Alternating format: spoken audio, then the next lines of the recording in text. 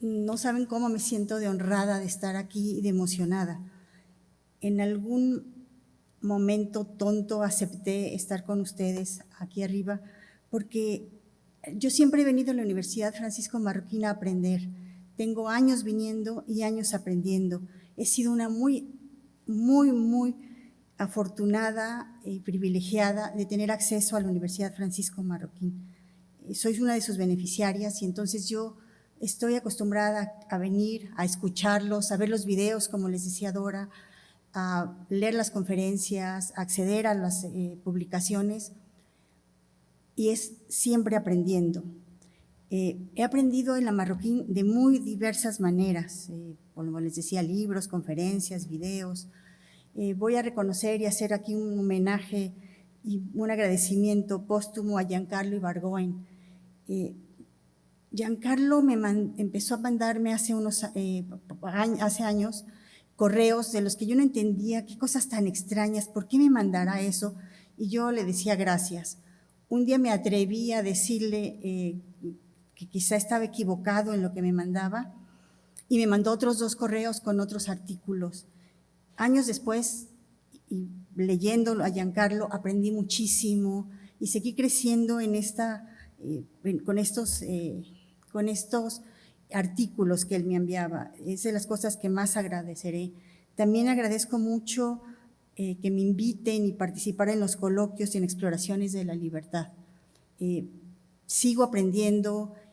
Si alguien leyera lo que yo anoto, me dejarían de invitar porque a la hora que veo o escucho lo que vienen mis compañeros, leen un libro distinto a lo que yo leí y aprendo de eso, siempre aprendo. Y también quisiera agradecer en este momento, la Universidad Francisco Marroquín ha creado una gran red liberal, no solo en América Latina, o sea, tenemos contacto con muchos de los liberales en el mundo gracias a la Universidad Francisco Marroquín. Las redes que hemos formado se las debemos a la Universidad Francisco Marroquín y eso tengo que agradecerlo. Miren, voy a reconocer que escribí 3 presentaciones porque ¿qué puedo decir yo sobre universidades? ¿Qué puedo decir sobre educación superior? ¿Qué puedo hablar sobre una universidad liberal en la Marroquín? Entonces, es muy breve. Quisiera haber hecho lo que me enseñaron en la Marroquín, que es presentar algo breve, en fin, me sentí incapaz. Debí haber hablado con Javier Perellada y que me ayudara, pero me siento incapaz.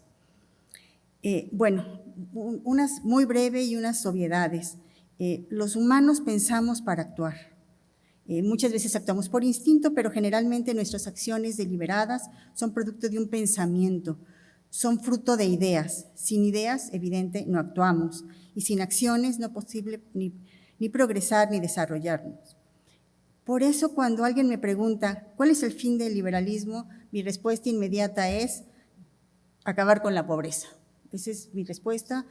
Soy socióloga, entonces la pobreza es algo que a mí me interesa mucho en lo personal, entonces esa es mi respuesta inmediata. Y luego, eso no quiere decir que no me importe las ideas de la igualdad, de oportunidades, de justicia social, en fin. Quiere decir que hay una idea atrás de eso.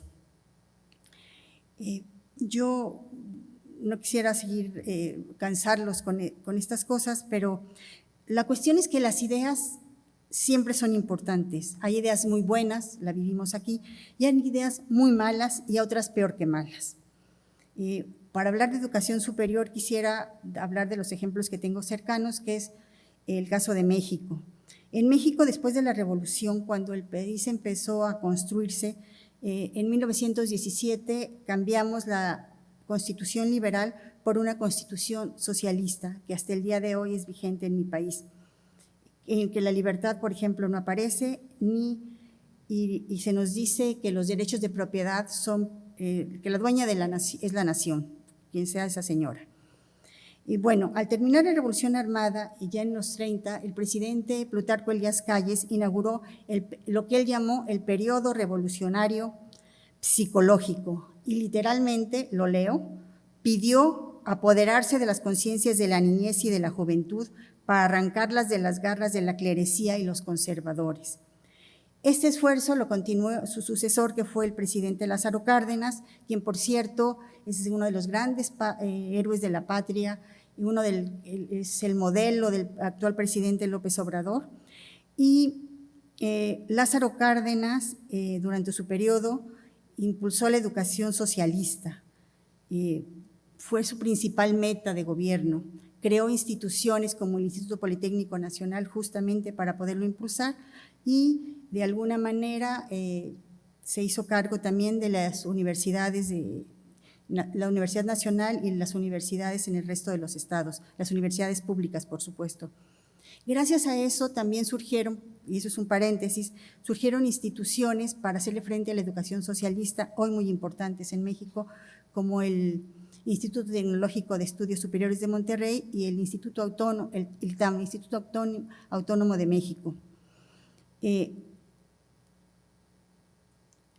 La idea en el periodo de Lázaro Cárdenas es que los alumnos de educación superior dejaran de ser peones de la burguesía. Esa era la idea con la que se ha trabajado en mi país a partir de esa fecha. Generaciones de mexicanos han estudiado sobre la nefasta revolución industrial y sus terribles efectos. Eso se sigue estudiando en México.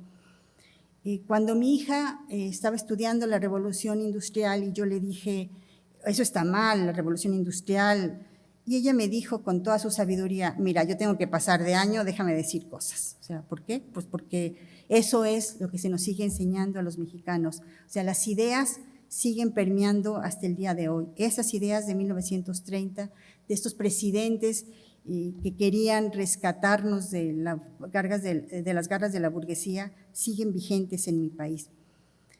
Esto es lo que está pasando también actualmente en México con el presidente López Obrador. Ha creado una nueva versión de la historia. El día de mañana tendremos una cosa ridícula sobre la conquista, que ya no se llama conquista, que se llama invasión, para celebrar la noche triste, que ya no es la noche triste, sino la noche victoriosa.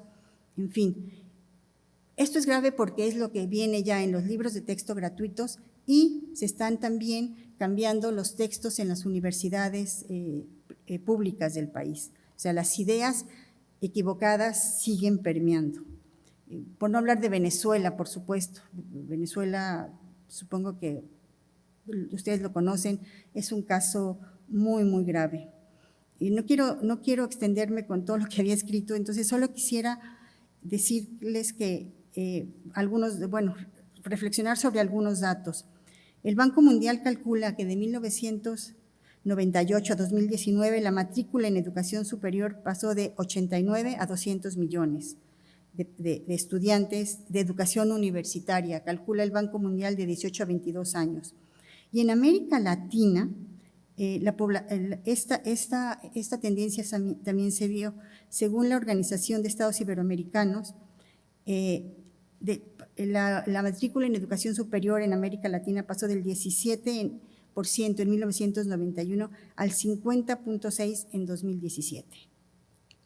Y revisando en lo que no les voy a presentar, revisando los datos y las discusiones en la ONU y en la Organización Iberoamericana para la Educación, los puntos que se discuten en estos ámbitos, puse los 6 principales, que son la revolución del conocimiento, la revolución digital. A mí me impresionó que el año pasado se estuviera hablando de la revolución digital, cuando nosotros tenemos años viniendo a la Universidad Francisco Marroquín, que sigue enseñándonos, de la que seguimos aprendiendo, de la que me siento ridícula cada vez que no sé de qué se trata, en donde hemos conocido, no solo yo, todos los liberales latinoamericanos, todo lo que se requiere acerca de la revolución digital.